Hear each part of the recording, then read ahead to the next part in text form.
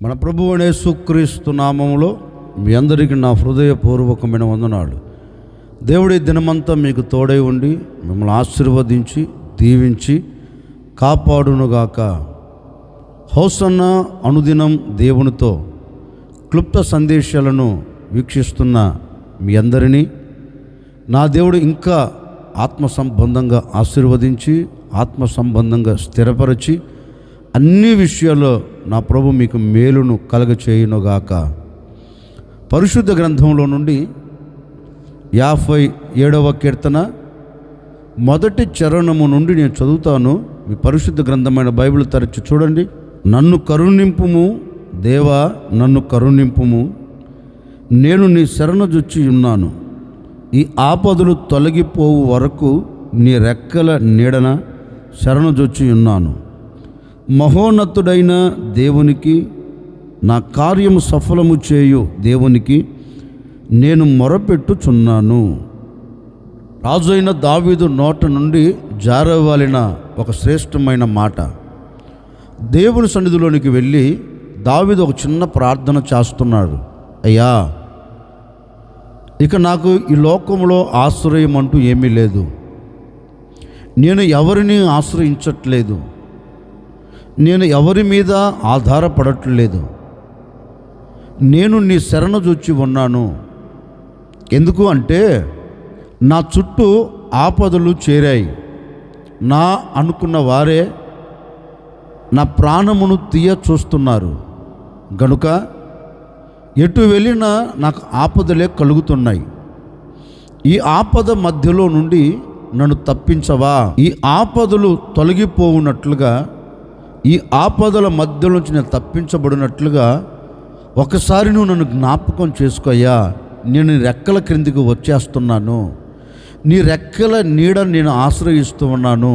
ఈ ఆపదల మధ్య నుంచి నన్ను తప్పించు అని దావీదు దేవుని సన్నిధిలోనికి వెళ్ళి ఒక చిన్న ప్రార్థన చేస్తున్నాడు. నీవు తప్ప నాకు వేరొక ఆధారం లేదు. గనుక నీవు నన్ను తప్పిస్తావని, నీవు నా మొరను అంగీకరిస్తావని, నేను పెడుతున్న ఈ మొరను నీవు ఆలకించి అద్భుతం చేస్తావని, నా కార్యమును సఫలం చేస్తావని నేను నీ సన్నిధిలోనికి వచ్చి మొరపెడుతున్నాను. నాయనా, నా మొరను ఆలకించు అని దేవుని సన్నిధిలోనికి దావీదు వచ్చి మొరపెట్టడం ప్రారంభించారండి. దావీదుని అడిగామనుకో, దావీదు ఎందుకు నువ్వు దేవుని సన్నిధిలోనికి వచ్చి మొరపెడుతున్నావు అని దావీదుని అడిగితే దావీదు ఒకటే అంటాడండి, నా చుట్టూ ఆపదలు చేరాయి. ఈ ఆపదల మధ్యలో నుంచి నేను తప్పించబడినట్లుగా, ఈ ఆపదలు తొలగిపోవాలి అంటే నేను నా దేవునికి మొరపెట్టాలి. నేను నా దేవునికి మొరపెడితే తప్పక నా కార్యాలన్నీ ఆయన సఫలం చేస్తాడు అని దావీదు దేవుని సన్నిధిలోనికి వచ్చి తనకు కలుగుతున్న ఆపదల నిమిత్తం మొరపెట్టగా దేవుడు దావీదు చేసిన ప్రార్థనను ఆలకించి దావీదు పట్ల ఒక అద్భుతమైన కార్యము జరిగించారండి. దావీదు కోరికను, దావీదు ఆలోచనను, దావీదు ప్రార్థనను దేవుడు సఫలం చేసి ఉన్నారు. నిజమే, దావీదుకు కలిగినట్లుగా ఒకవేళ నీకు ఆపదలు కలిగాయేమో, ఆ ఆపదల మధ్యలో నుంచి నువ్వు దేవునికి మొరపెట్టగలిగితే నీకు కలుగుతున్న ఆటంకాలు, నీకు కలుగుతున్న ఇబ్బందుల మధ్యలో నుండి నీవు దేవుని సన్నిధిలో చేరి మొరపెట్టగలిగితే ఆయన తప్పక నీ మొర అంగీకరిస్తాడండి. ఒకవేళ ఈనాటి వరకు నీ ప్రార్థన దేవుడు వినక, నీవు అనుకున్న కార్యం జరగక ఒకవేళ కృంగిపోతున్నావేమో. అందుకే సామెతల గ్రంథంలో కూడా ఒక మాట రాయబడింది. ఒక వ్యక్తి తను అనుకున్న కోరిక సఫలము కాకపోతే హృదయము నోచుకుంటుందంటండి. అంటే నేను ఇంతగా ప్రార్థన చేస్తున్నాను, ఇంతగా మొరపెడుతున్నాను, కానీ ఎందుకు నా కార్యం ఎందుకు సఫలపరచబడట్లేదు అని హృదయం బాధపడుతుందంటండి, హృదయం నోచుకుంటుందంటండి. నిజమే, ఇన్ని దినాల నుంచి నువ్వు ప్రార్థన చేస్తున్నా ఒకవేళ కార్యం జరగక నీ హృదయం నోచుకుంటూ వస్తుందేమో, నీ హృదయం బాధపడుతూ వస్తుందేమో. ఈరోజు ఒక చిన్న నిర్ణయం తీసుకొని మనసు విప్పి ప్రార్థన చేయి. ప్రభువా, నేను ఈ ఆపదలో మధ్యలో నలపబడుతున్నానయ్యా, ఈ ఆపదలు నేను తట్టుకోలేకపోతున్నాను, ఒక ప్రక్క నిందలు అనే ఆపదలు, ఒక పక్క ఆటంకాలు అనే ఆపదలు. నా అనుకున్న వారే నాకు విరోధులై శత్రువులుగా మారి నా మీద విషపు చూపులు చూస్తూ నేను ఆపదల మధ్యలో నిలిచి ఉన్నానయ్యా. ఇటు వెళ్ళలేక అటు వెళ్ళలేక 4 గోడల మధ్యలో బంధించబడినట్లుగా నేను నిలిచిపోయి ఉన్నానయ్యా. ఈ ఆపదల మధ్య నుంచి నేను బయటికి రాలేనా, ఈ ఆపదల నుంచి నేను బయటపడలేనా అని నా హృదయం నోచుకుంటుంది, నా హృదయం బాధపడుతుందయ్యా. ఒక్కసారి నువ్వు నా వైపు చూస్తే నేను వీటి మధ్యలో తప్పించబడుతాను అని ప్రార్థన చేసుకొని దేవుణ్ణి నువ్వు ఆశ్రయించగలిగితే, దావీదు అదేనండి, కలుగుతున్న ఆటంకాలను బట్టి దేవుణ్ణి ఆశ్రయించాడు, దేవుణ్ణి శరణజొచ్చాడు, దేవుని రెక్కల నీడకు వచ్చేసాడు. దేవుడు అంటారు, దావీదు నువ్వు నా రెక్కల క్రిందికి వచ్చావు గనుక నీవు చేసిన ఈ ప్రార్థన నేను విన్నాను, నీ కార్యం నేను సఫలం చేస్తాను అని. దావీదు కార్యం సఫలం చేశాడు కదా, మరి నీ కార్యం కూడా సఫలపరచబడాలి అంటే, నీవు అనుకున్నది గమ్యం చేరాలి అంటే, నీకు కలుగుతున్న ఆపదలు తొలగిపోవాలి అంటే, ఈరోజు దేవునిని ఆశ్రయించి దేవుని రెక్కల క్రిందకు నువ్వు రాగలిగితే, దేవుని వైపు నువ్వు చూడగలిగితే, దేవుని సన్నిధిలో నువ్వు మొరపెట్టగలిగితే, నిశ్చయముగా నీ ప్రార్థన విని నీ కార్యమును నా దేవుడు ఈ కార్యములన్నింటినీ సఫలం చేయబోతూ ఉన్నాడు. నిశ్చయముగా నా దేవుడు నీ ప్రార్థన వినబోతూ ఉన్నాడు. విన్న ఆయన నీ కార్యములన్నింటినీ సఫలము చేసి నీకు కలుగుతున్న ఆపదల మధ్యలో నుండి ఆయన నిన్ను నీ కుటుంబాన్ని తప్పించి నా దేవుడు ఘనతలోనికి తీసుకొని రాబోతూ ఉన్నారు. దావీదు దేవుని సన్నిధిలోనికి వెళ్ళి దేవుని సన్నిధిలో మనవి చేసినట్లుగా, ప్రార్థించినట్లుగా, ప్రార్థించి మొరపెట్టి తన కార్యమును సఫలము చేసుకున్నట్లుగా ఈ దినాన నీవు కూడా ఆయన రెక్కల క్రిందికి వచ్చి ఆయనను ఆశ్రయించి మొరపెట్టగలిగితే నిశ్చయముగా నీ మొరను విని నీకు కలుగుతున్న ఆపదలన్నిటిలో నుంచి ఆయన తప్పించి నీ కార్యములన్నిటిని ఆయన సఫలం చేయబోతూ ఉన్నారు. మరి ఎవరి కార్యమును ఆయన సఫలం చేస్తాడు? పరిశుద్ధ గ్రంథములో నుండి ఒక మాట నేను మీకు జ్ఞాపకం చేస్తాను. యెషయా గ్రంథం 64వ అధ్యాయం 4వ వాక్యం నేను చదువుతూ ఉన్నాను. మీ పరిశుద్ధ గ్రంథమైన బైబిల్ తెరచి చూడండి. తన కొరకు కనిపెట్టు వాని విషయమై నీవు తప్ప తన కార్యము సఫలము చేయు మరి ఏ దేవునిని ఎవడు నే కాలమున చూచి ఉండలేదు. అట్టి దేవుడు కలడన్న సమాచారం మనుషులకు వినబడలేదు, అట్టి సంగతి వారికి తెలిసి ఉండలేదు. ఈ గ్రంథకర్త తన గ్రంథంలో ఒక శ్రేష్టమైన మాట రాస్తున్నారండి. ఎవరి కార్యం ఆయన సఫలం చేస్తారు అంటే లేఖనం అంటుంది, తన కొరకు కనిపెట్టుకొని ఉన్న వారి కోరికను, వారి కార్యమును దేవుడు సఫలము చేస్తాడంటండి.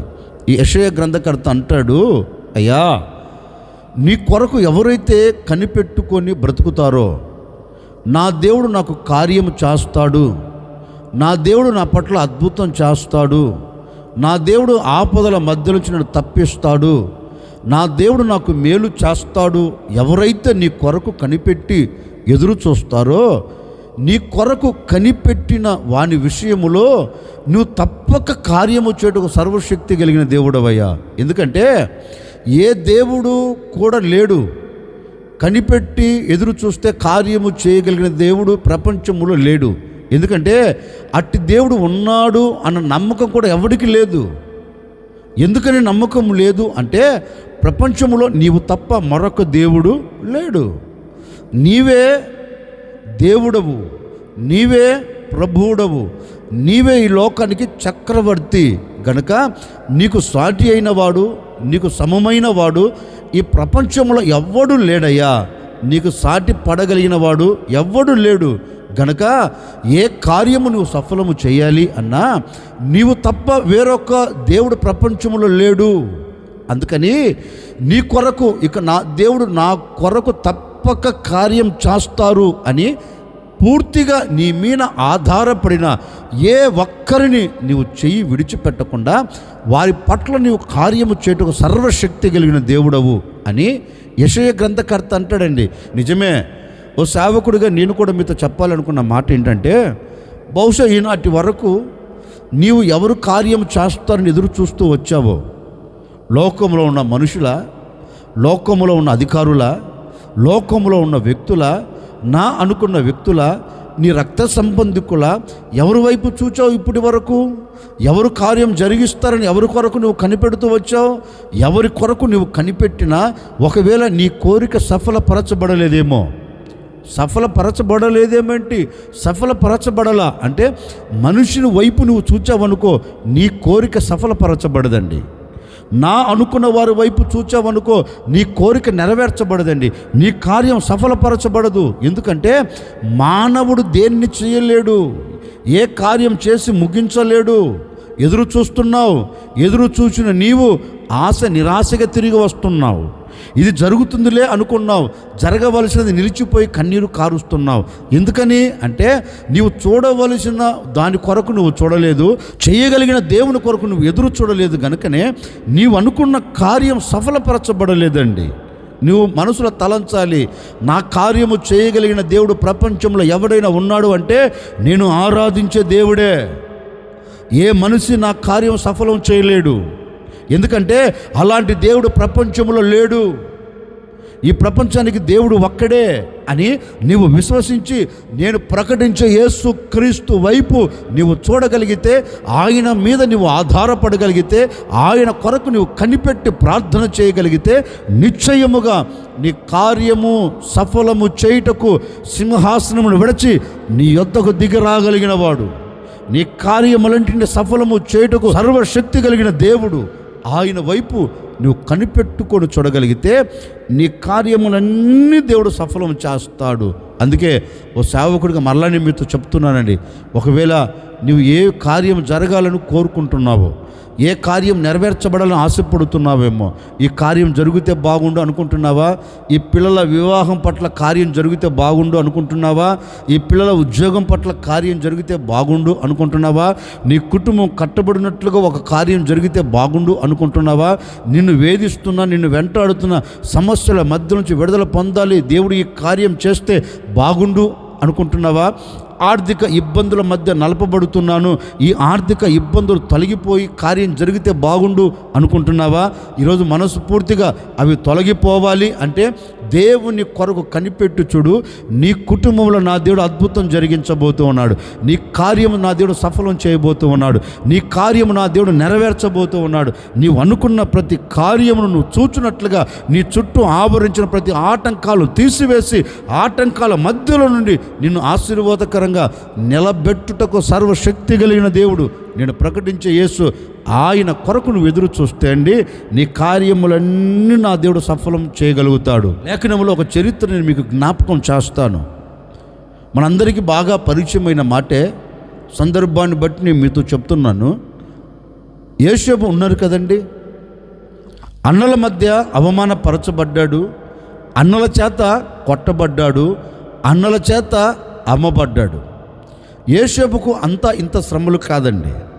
ఎన్ని శ్రమలు కలుగుతున్నా యోసేపు ఒకటే మనసులో తలంచాడు, నేను నా దేవుని కొరకు నేను ఎదురు చూస్తా, ఎందుకంటే ఆయన నా కార్యం సఫలం చేస్తాడు, ఆయన వైపు నేను ఎదురు చూస్తే నిశ్చయముగా నేను అద్భుతం చూడగలుగుతాను అని యోసేపు క్లిష్ట పరిస్థితులలో, యోసేపు కష్ట పరిస్థితులలో, యోసేపు కలిగిన అవమానమును తలంచుచు యోసేపు ఒక్కటేనండి దేవుని కొరకు ఎదురు చూస్తున్నాడు.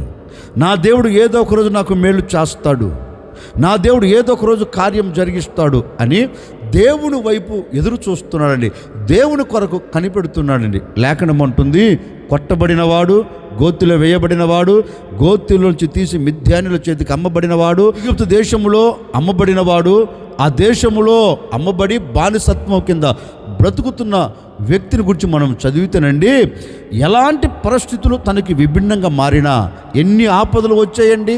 నా అనుకున్న వారి ద్వారా ఆపదలు కలిగాయి, రక్తము పంచుకొని పుట్టిన అన్నల ద్వారా ఆపదలు ఎదుర్కొన్నాడు, ప్రక్కేమో తనతో ఉన్నవారితో ఆపదలు ఎదుర్కొన్నారు. ఎన్ని ఆపదలు తన చుట్టుముట్టినా, ఎన్ని ఆటంకాలు తన చుట్టుముట్టినా మనసులో ఒక నిశ్చయిత, మనసులో ఒక నిరీక్షణ, మనసులో ఒక కోరిక, నా దేవుని వైపు నేను చూస్తున్నాను, నా దేవుని కొరకు నేను కనిపెడుతున్నాను, నిశ్చయంగా వీటి మధ్యలో నుండి నా దేవుడు నన్ను తప్పిస్తాడు, నా కార్యంను సఫలం చేస్తాడు అని దేవుని కొరకు ఎదురు చూడటం ప్రారంభించాడండి. ఏ పరిస్థితిలో అతడు ఉన్నా దేవుని కొరకే చూచాడు. ఆ కష్టకాలన్నిటిని దేవుడు కొట్టివేసి, ఆ కష్టాలన్నిటిని దేవుడు తీసివేసి, అవమానం పొందిన చోటే, అవమానాన్ని చూచిన చోటే దేవుడు అతనికి రెట్టింపైన ఘనతను అనుగ్రహించి ఆ దేశములో సింహాసనం మీద అతన్ని కూర్చోబెట్టాడండి. ఇంకో మాట చెప్పనా, అతని ఆజ్ఞ లేకుండా చెయ్యి కానీ కాలు కానీ ఆడించలేకపోయారండి. యోసేపుని అడిగామనుకో, ఎందుకు యోసేపు ఇన్ని శ్రమలు చూచావు కదా, ఈరోజు ఇంత దీవెన ఎందుకు చూడగలుగుతున్నావు అంటే యోసేపు ఒకటే అంటాడండి, ఈ కష్టములో నేను నా దేవుని కొరకు కనిపెట్టాను. ఎందుకంటే ఆయన తప్ప కార్యము చేయగలిగిన వాడు ప్రపంచంలో లేడు. ఆయన తప్ప కార్యము జరిగించుటకు వేరొక వ్యక్తి లేడు. అందుకని నా కార్యం ఆయన సఫలం చేస్తాడని, నా కోరిక ఆయన సఫలం చేస్తాడని, నాకు కలుగుతున్న ఈ ఆటంకాల మధ్య నుంచి ఆయన తప్పిస్తాడని ఆయన కొరకు నేను కనిపెట్టాను గనుకనే నా దేవుడు ఈ స్థితిని దయచేశాడు అంటాడు. నిజమే కదండి. ఎన్ని ఆపదల మధ్య నుంచి దేవుడు తప్పించుకొని సింహాసనం ఎక్కించాడు. ఓ సేవకుడిగా నేను కూడా మీతో చెప్తున్నాను, వినండి. ఈనాటి వరకు ఏ కష్టం నీ చుట్టూ నిలబడిందో, ఏ ఆటంకాలు నీ కుటుంబం చుట్టూ నిలబడ్డాయో, ఒకవేళ నీ కుటుంబం పతనావస్థలోకి వెళ్ళాలని శత్రువులు చుట్టుముట్టి ఉన్నారేమో, ఆపదలు అడ్డుగా నిలబడిపోయి ఉన్నాయేమో, నీవు అడుగు ముందుకు వేయకుండా అడుగు వెనకకు వేయకుండా ఒకవేళ 4 గోడల మధ్య బంధించబడినట్లుగా శ్రమలు, అవమానాలు, ఆపదలు, ఆటంకాలు, ఇబ్బందులు, ఇక్కట్లు, అనారోగ్యం, అప్పు సమస్యలు ఇవన్నీ నీ చుట్టూ ముట్టివేసి అలాగే కృంగదీస్తున్నాయేమో, నాకు తెలియదండి. వీటన్నిటిని బట్టి నీవు దేవుని కొరకు కనిపెట్టి చూడగలిగితే ఇవన్నీ కలుగుతున్నా నీ హృదయంలో ఒక ఆలోచన కలగాలి, నేను ఆరాధించే దేవుడు సజీవుడు, నేను నమ్ముకున్న దేవుడు శక్తిమంతుడు, నేను ఆశ్రయించిన దేవుడు సమర్థత కలిగిన దేవుడు, వీటన్నిటిలోంచి నా దేవుడు తప్పక విడిపించుటకు సమర్థత కలిగిన వాడు, తప్పించుటకు సర్వశక్తి కలిగిన దేవుడు, ఈ చోట నుంచి నా దేవుడు నన్ను విడిపిస్తాడు అనే ఒక ఎదురుచూపు ఆయన వైపు నువ్వు చూడగలిగితే, ఆయన వైపు చూచి ఆయన మీద ఆధారపడగలిగితే నిశ్చయముగా నీ కష్టములోంచి నేను లేవనెత్తబోతూ ఉన్నాడు, నీ సమస్యల మధ్యలోంచి నేను లేవనెత్తబోతూ ఉన్నాడు, నీ ఆటంకాల మధ్య నుంచి లేవనెత్తబోతూ ఉన్నాడు, పడిపోయిన స్థితిలోంచి లేవనెత్తి ఆశీర్వాదకరమైన చోట నేను నిలబెట్టుటకు సర్వశక్తి కలిగిన దేవుడు నేను ప్రకటిస్తున్న యేసుక్రీస్తు.